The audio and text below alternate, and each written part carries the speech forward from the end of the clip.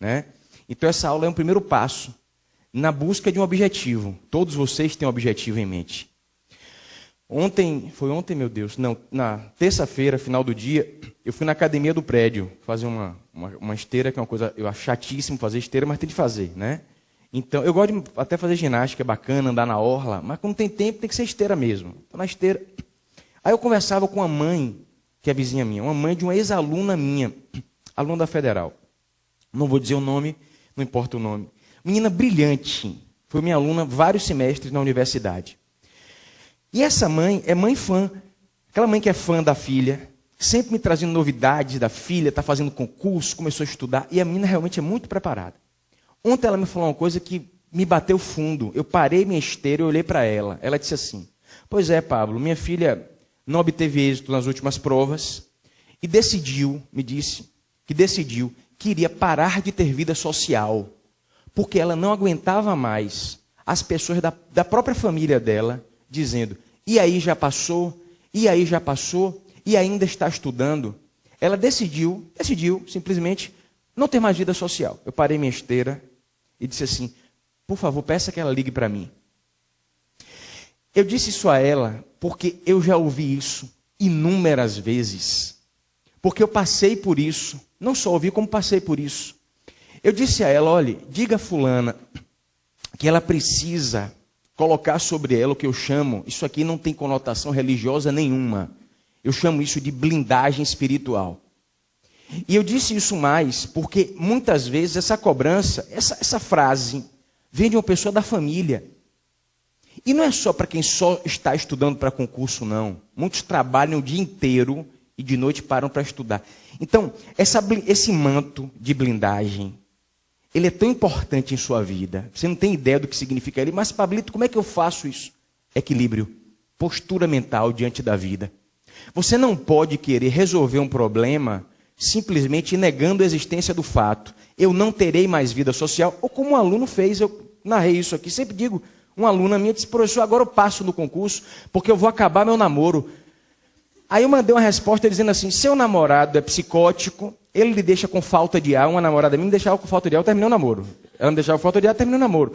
Não, professor, até que gosto dele. Então você vai terminar o namoro? Aliás, eu vou dizer uma coisa muito séria aqui, não vou me estender muito não. Os alunos, muitos alunos, conseguem êxito em prova, alunos que nem estudam tanto. Veja, calma, tem que estudar muito. Mas sabe aquele aluno que na faculdade nem foi de tanto estudar e acaba passando numa prova? Por que fulano tem sorte? Isso não se chama sorte, não. Quando você se senta para enfrentar um desafio, não é só prova, não. No dia em que você lida, eu já falei aqui diversas vezes, alguns alunos acham: Pablito está inventando. Não estou inventando. Isso é física espiritual. Quando você lida diante de um problema, essa palavra é pesada, é difícil. Pesada não, é difícil para nós seres humanos. Com desapego, você não tem ideia do que você é capaz de fazer com o problema. Você pisa nele. A melhor prova que eu fiz na minha vida toda, foi para delegado de Polícia Federal. Eu estudei muito. Sentei na prova e disse: não sei se é o que eu quero, assim, fazer a prova. No dia eu queria ir para o carnaval, eu me lembro disso. Eu fiz a prova com uma leveza, foi a melhor prova que eu fiz na minha vida. Eu fechei uma redação, sempre fui bom aluno, mas nunca fechei redação na minha vida. Eu fechei a redação da Polícia Federal na época, porque, claro que eu estudei muito, mas eu estava desapegado. O desapego é um dos principais desafios para o ser humano. E não é só no campo do concurso público, não, doutores. É da vida. Eu estou dizendo isso, o professor Pablo é uma pessoa que tem luzes de desapego. Muito pelo contrário. Às vezes eu digo isso para que eu siga isso. Eu acabei de ter a graça divina de ter 2 filhinhas gêmeas. Eu sempre fiz análise, voltei para a minha análise agora, eu estou precisando. Porque, meu Deus, essas meninas vão para a escola, como é que elas vão para a escola? Eu vou ter que ir junto, meu Deus. Desapego. Eu vou ter de me desapegar. Minhas filhas não são meu objeto. Como dizia o grande Khalil Gibran, elas vêm por meio de vós, mas não são de vós. Não são vossas. Então, meus amigos, eu estou dizendo isso porque eu sempre fui um bom aluno na universidade. Eu nunca disse isso a vocês. Sempre fui bom aluno. Cheguei a obtive uma laurea, que é um diploma que se recebe. Fui sempre. esse concurso para delegado de Polícia Federal, quando eu fiz, nem diploma eu tinha na época. Eu tinha uma colação de grau, fiz a prova, passei. Não cheguei para a academia, decidi não ir. Por isso, inclusive, já estava com diploma nesse meio tempo, lógico, né? Mas eu sempre fui bom aluno. Quando eu fiz a minha primeira prova no concurso da magistratura, eu sempre narro esse episódio. Eu passei em primeiro lugar na primeira fase, fui muito bem na segunda fase, acho que terceiro lugar ou quarto, não me lembro. Fred passou comigo nas duas fases. Na terceira e última fase, eu estava numa igreja, eu nunca esqueço isso. Meus pais foram ouvir o resultado da prova. Eu não tinha coragem de ir. Na época não era CESP, não tinha internet divulgando, não tinha nada. Era no fórum, os desembargadores se reuniam e diziam o resultado. Minha mãe tinha me ligado e disse assim, meu filho começou o resultado. Eu falei, mãe, só me ligue para me dizer se eu passei ou não. Minha mãe disse, não, meu filho, mas eu tenho que te dizer o que eu vi aqui. Eu disse, diga amanhã. Eu sofrendo, né? Ela disse assim, meu filho, eu vi uma moça, essa moça é juíza, eu não sei quem é, com a família toda com ela. Porque imagine o que você estudar durante anos, na última fase escrita, você perdendo um concurso para juiz. É um horror. Muito bem, o desembargador lendo as notas, 5 era a nota de corte. Fulano, tanto.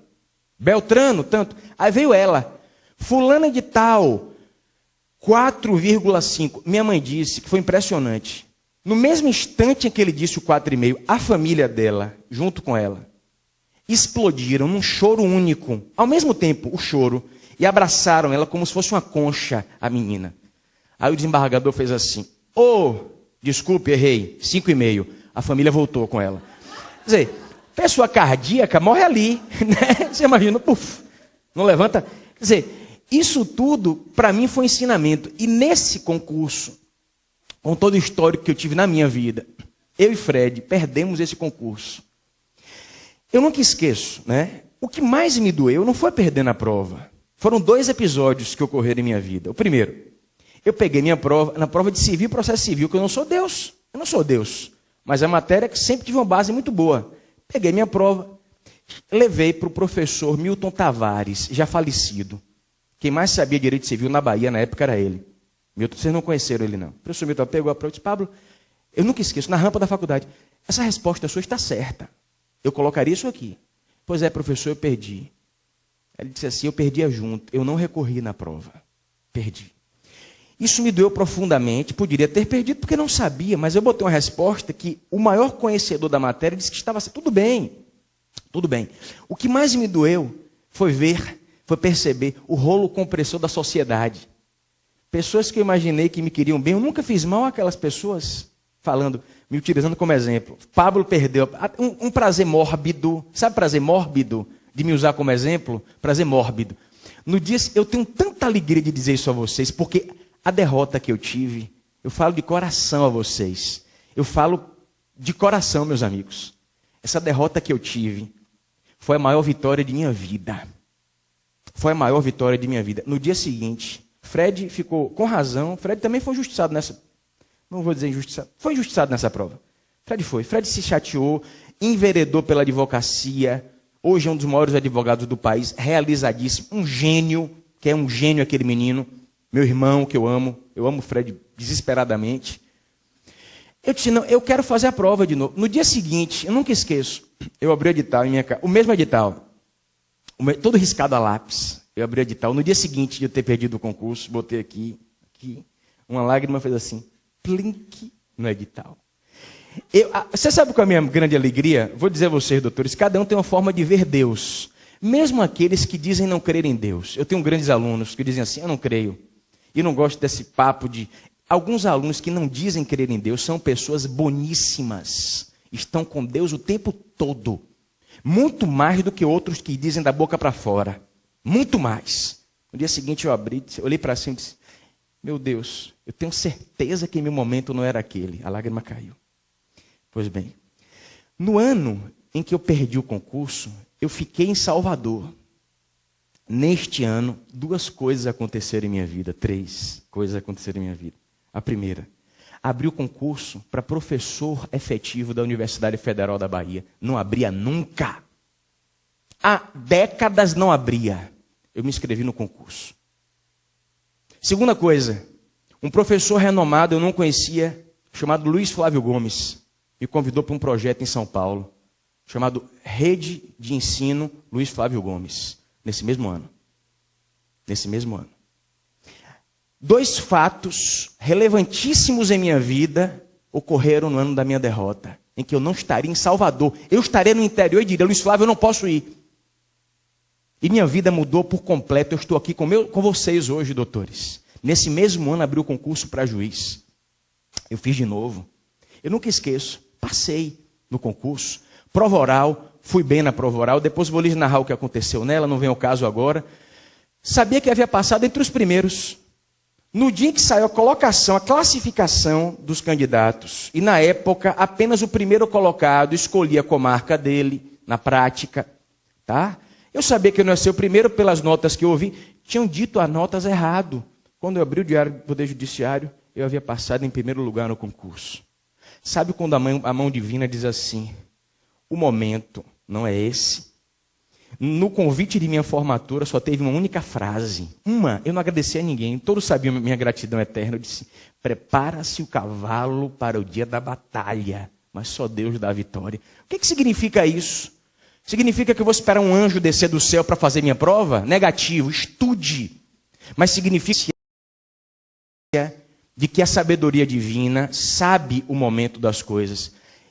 Eu digo a vocês, eu fui pai agora, doutores. Eu vou dizer, a maior vocação de minha vida é ser pai. Eu imaginei que era ser professor, ser juiz. Não é. E foi no momento mais importante de minha vida. Ah, mas você, uma amiga minha, você teve pai, você foi pai com 36, você é pai velho. Eu falei, você é ridícula. Você é ridícula. Pai velho, eu sou pai velho. Eu falei, velho está na idade mental de quem pensa assim, meu Deus. Tudo na vida tem um momento. Tudo na vida. Eu só peço a Deus que vocês tenham consciência. Não importa a visão que você... Oh, meu Deus, tantos alunos meus são músicos, filósofos. Estão tão perto de Deus. Tão perto de Deus.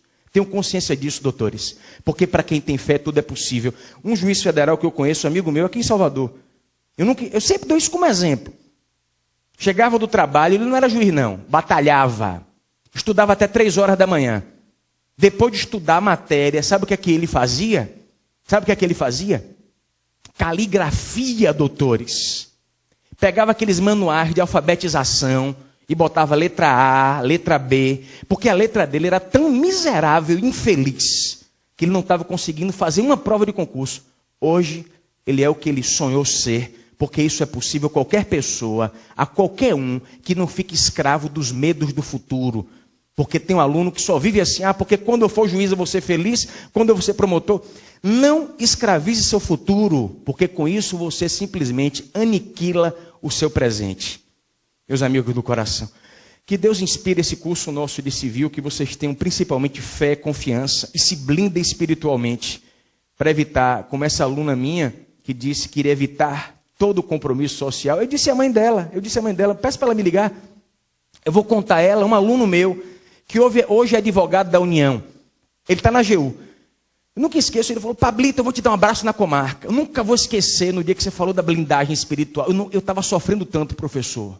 Ele me contando. Ele, num domingo, estudar domingo de manhã, horrível. Acordou 7 horas da manhã, está fechado no quarto. O pai dele entrou. Ô João, já que você não está fazendo nada, vem aqui me ajudar. Ele disse que aquilo foi uma adaga no coração dele. Ele disse, Pablito, eu lembrei das palavras, a blindagem espiritual. Sempre que disserem isso, um parente seu, diz assim, painho, o estudo dignifica. O estudo dignifica. O estudo dignifica. Não há uma pessoa. Você pode dizer assim, eu me arrependo tanto de ter namorado com Francisco por 3 anos. Perdi meu tempo. Está errado dizer isso, mas não acontece isso, você namorar e dizer perdi. Não existe um ser humano que diga, eu me arrependo de passar o tempo estudando. O estudo dignifica sempre, meus amigos do coração. E nós começamos o nosso curso de civil. O tópico 1 do intensivo 1 aqui na nossa matéria é um dos tópicos mais importantes, mais polêmicos, mais apaixonantes do direito civil brasileiro, que é personalidade jurídica. Você começa colocando esse tópico em seu caderno. Vai haver momentos aqui na aula em que eu vou dizer assim, ó, segura a mão, confia em mim um pouquinho só. Tá? Porque não pense você que a aula é boa quando eu copio 40 páginas. Não, deixa eu te dizer. Além dos livros que você vai ter de estudar, recorrer a eles, eu sempre passo apostilas. Minha apostila vai ser postada em meu site essa semana. Ela tem cerca de 80 páginas sobre o tema. Então, o que eu quero dizer com isso é que a minha aula aqui, ela é principalmente para a sua mente. Você vai copiar, porque eu sei que o caderno faz parte de sua vida. Mas você vai principalmente entender o que eu vou lhe ensinar. Tá? O tópico é personalidade jurídica, meus amigos do coração.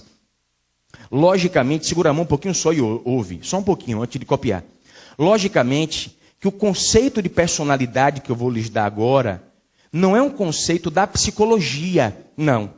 Porque você pode estudar a personalidade no âmbito da psicologia. O conceito que eu vou lhes dar agora é um conceito técnico, é um conceito fundamental para o direito. Esse conceito que eu vou lhes dar. Então você solta a mãozinha no caderno assim, ó. Conceito de personalidade jurídica. Vamos lá? A personalidade jurídica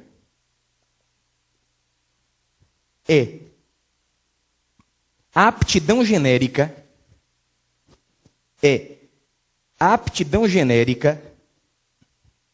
para se titularizar direitos